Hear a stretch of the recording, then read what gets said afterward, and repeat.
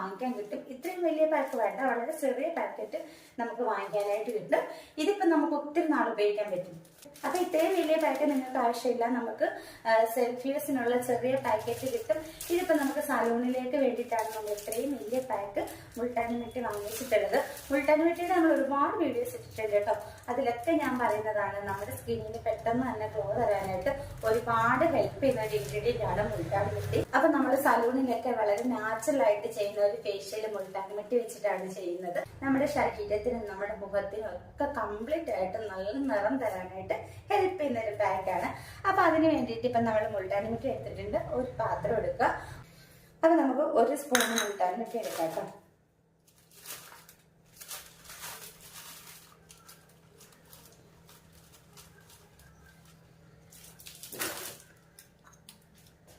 അപ്പൊ ഞാൻ 1 സ്പൂൺ മുൾട്ടാനി മിട്ടി എടുത്തിട്ടുണ്ട്.